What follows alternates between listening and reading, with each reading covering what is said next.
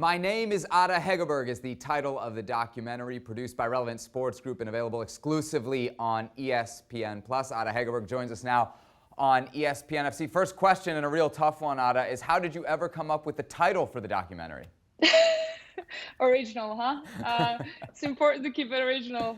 Don't ask me. Ask the guys who made it. They've done a great job. There you go. But I like to keep it original as well, so don't mind it. It's simple. It's not as good as The Last Dance, I would say, but it's original at least. There you go. It's simple. People won't have trouble finding for it when they put it in the search. The purpose of this documentary is really kind of a behind-the-scenes look at your decision to sit out the 2019 World Cup in France. What do you want people to know about that decision? Well, out of respect of everyone, I'd like not to discuss the national team. I think there's a part of it in the documentary that covers it, and I invite everyone to watch it if they want to know more. I've mainly done this documentary mostly to show some of the challenges I've been facing as a pro athlete to keep performing at the highest level, and I'm more interested in talking about the trainings, for example, I've done with my dad and my sister that has brought me to my level, and I would never been at the top if I haven't done these types of training. And I think there's much more interesting than a decision that I took in 2017. So I want to be remembered for the right reasons and not for a clickbait, you could say. Yeah. You mentioned the challenges. What are the challenges that you've overcome? I mean, mostly you see the trophies and the best moments on the outside, but on the inside, you're facing a lot of stigma around being a woman playing football.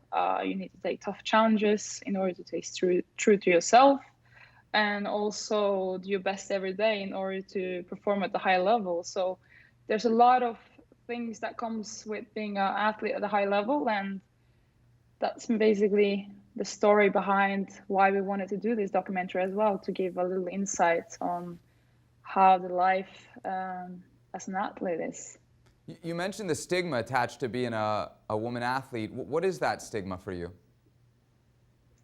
I think there's a stigma that stays from your young girl or young boy, you could say. I think it starts from the beginning of. I think you look at girls in a different manner than you do with boys, and I think that girls deserve to be taken seriously if they want to do sports or achieve what they are set for. And I think it's all about putting the same demands as you do for young boys and do that same with young girls in order to give them the same opportunity and also for them to be taken seriously enough.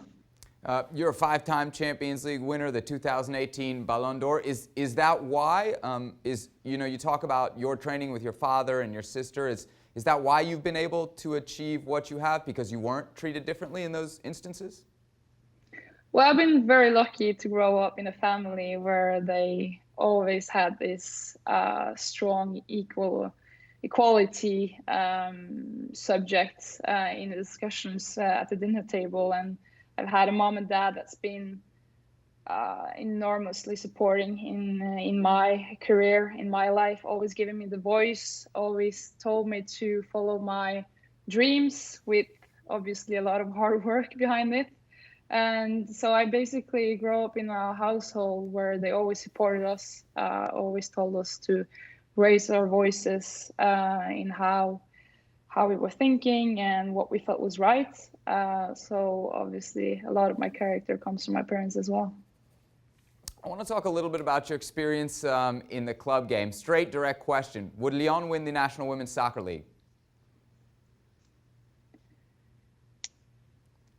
Would love to be in that position to play all the teams in the world. That's why it would be fun to have a club World Cup, you could say. I think mixing all the best teams from the best all the continents would be a great platform to show the best football and the differences in the cultures. But we're here to face any team, and we're up for it. And that's why the ICC was important for us as well, to kind of place Lyon on the map and show that we're capable of winning against everyone. And if we continue to invest as much as we do and that we have the last years, I think we're capable of continuing winning, yeah. But would you ever want to see yourself playing in the National Women's Soccer League?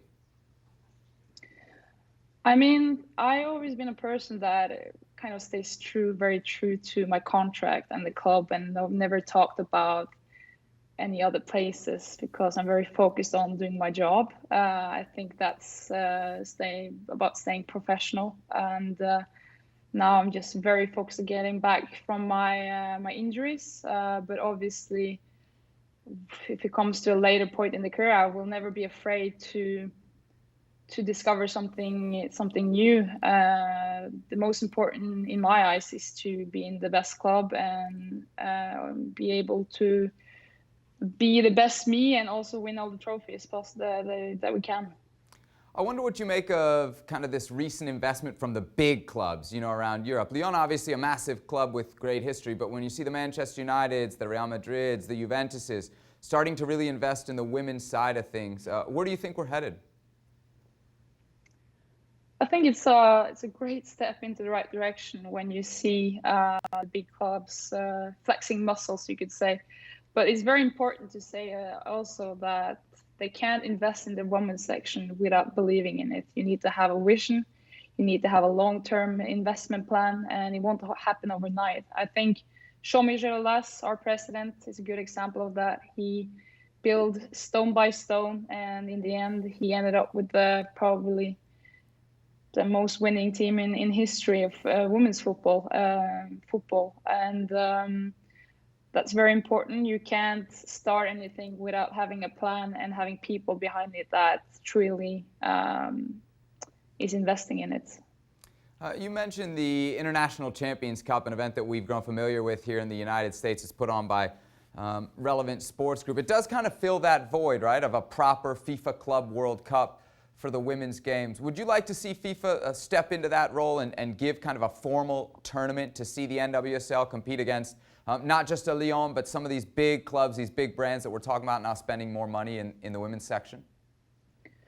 Absolutely. I think a World Cup for a women's club would be a very good initiative. I think we need to raise the awareness of club football in the women's game. You have all the best players in the world playing in all these different clubs, different nationalities, and you get top-class football when all these top teams meet each other. That's why we value the Champions League so high. And it would be a great initiative, I think, to kind of gather all the clubs, the best clubs from all continents, so you can see the differences of football and actually crown the best team in the world. That will be a very cool thing in my eyes. Ada, we talk so much kind of big picture about the growth of women's football. Who do you think should take the lead in the growth of women's football? Is it down to FIFA? Oh, we all have a part in this. I always try to kind of look at it in a critical and constructive side, because us players, we have much responsibility in terms of always developing the level in the game, always performing. We need to put the bar high, train even smarter, harder for every year. That's why we need a kick-ass new generation coming up as well, bringing new talent into the game. But we're going to need help in this to elevate and develop the product as well. And that's where you have clubs coming in, federations, FIFA and UEFA, that needs to build on this momentum. We can't be alone in this, the players. We need the backup, and I think we all have a part in it. And as often, like historical aspect, you see that it's the leaders on top that has a lot of power in this, and that's why you need these leaders to stand up for the game as well. We talked about how all this new funding will impact the club game. What about the international game, though? Because we also see countries like Spain, Netherlands start to become now powers, England in the international game. Here in the United States, obviously we focus a lot on the star-studded U.S. women's national team. They've dominated for a long time, going right back to the beginnings of this sport. Do you see that continuing, or do you see kind of a European wave overtaking the U.S. in time? Well, I kind of feel that the US kind of showed Europe. They put the things quite clear and kind of like gave a little slap in the face for Europe, because I think you have some of the best football in Europe, and there should be more national teams that should be able to compete against the US. But I think it's going to be interesting to follow the time as well, how the development is going on international stage, and to see more and more European teams as well conquer the World Cup in the time to come. I know you said at the beginning of the interview you didn't want to discuss the national team, but let me ask it you this way. Have we seen the end of you in international play? Do you think your international career is done? Oh, please let me just focus on getting back to the pitch at all. That's my goal at the moment. I need to slowly get back there. I'm not coming back to just play some minutes. I'm coming back to kind of get my spot back in the world of football. So it takes a lot of energy, a lot of focus, and I'm completely in my bubble at the moment to get back on the highest level. So obviously I got some work to do, and I got some goals to score again, and that's basically my focus at the moment. You mentioned getting back. I know you're coming off a pretty serious knee injury. Where are you in that process, and how soon can we expect to see you back out on the field? The knee is solid. It's been a roller coaster of a year with a lot of work, a lot of commitment, and it's been a year full of experiences, you could say. And the knee is very solid. We've done a great job, and kind of like getting slowly back at it, because I had to undergo another surgery this summer with my tibia, an old injury.